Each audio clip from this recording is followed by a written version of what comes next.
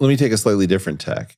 Two statements that I found later in life, unfortunately, but have both been meaningful to me. One is Weber's definition that a government is a monopoly on violence. And the other one, it's a guy I can never remember, who said, I think it was a French political philosopher who said, a nation is a group of people who have agreed to forget something in common.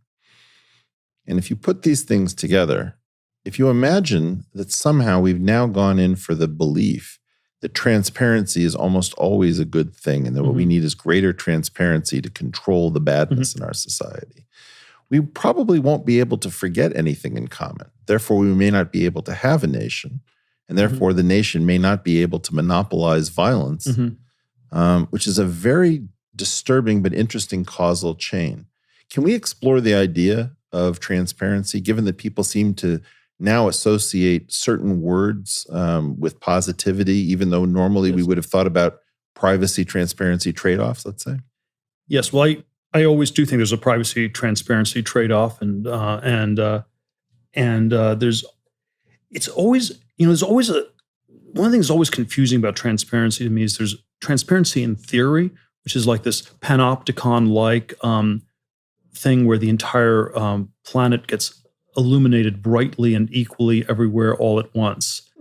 And so that's in theory, but then in practice, it is often sounds more like a weapon that will be directed against certain people where, it's a question of who gets to render who else transparent and and maybe it's even a path-dependent sequencing question where if you do it first, First strike transparency is very powerful. And so you can think about Mr. Snowden against the NSA, and then the NSA trying to expose Mr. Snowden's Swedish sex cult, or whatever you want to describe it as.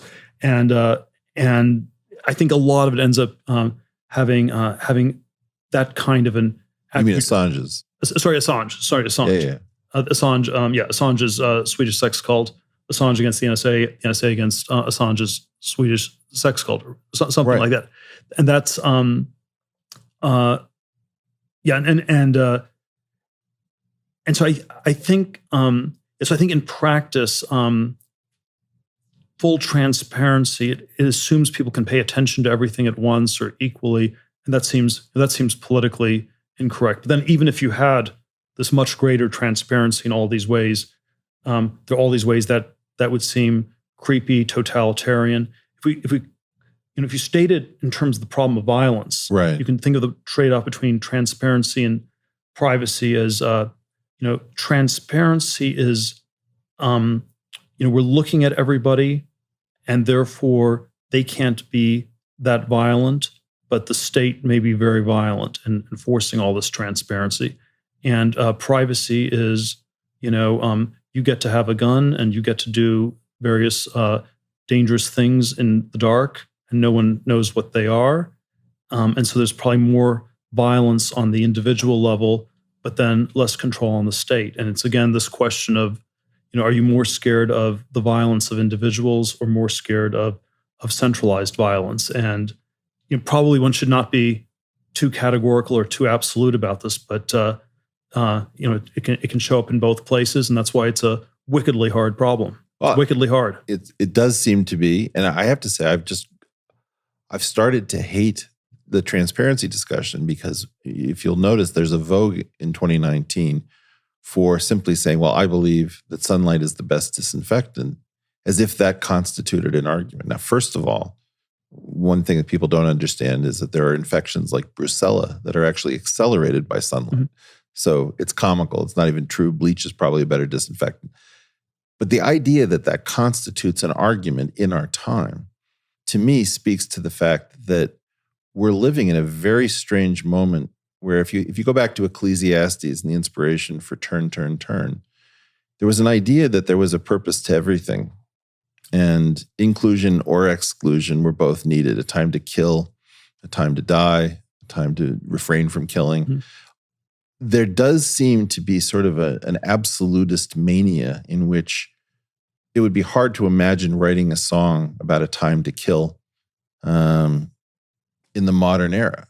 And likewise, I'm not positive that people recognize how imperative it is for a well-functioning government to have places where it doesn't have to constantly account for itself. Yeah, if everything, if you sort of have no backroom deals, maybe that's less corrupt, but maybe nothing Not gets done. functional.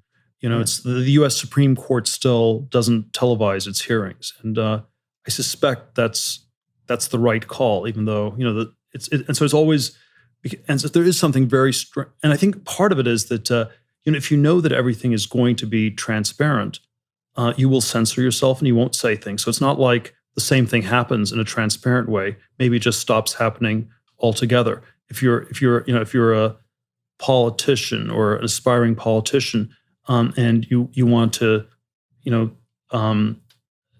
you're not going to engage in bold ideas. You're not going to experiment with different ways about thinking about things. You're going to be super conventional, super curated, and so it's not like we get all the benefits of transparency with none of the costs. They come with a very, very high cost. And I do I do wonder if one of the strange dynamics with the younger generations in the U.S. is that there's a sense that you're just constantly watched. There's this great eye of Sauron, to use the Tolkien metaphor, that's looking at you at all times, and that it would be good if you could act the same way, and if something bad happened, we could take care of you. But if you're always being watched, I suspect it really changes your behavior. It's interesting. In a moment where I wanted to make sure that my son didn't misbehave, I toured him around our neighborhood and pointed out all of the cameras that would track anybody on the street where we live. And I'd never noticed them before, but sure enough, there they were in every nook and cranny. That we don't realize that if it has to be stitched together, there's an incredible web of surveillance tools that are surrounding us at all time.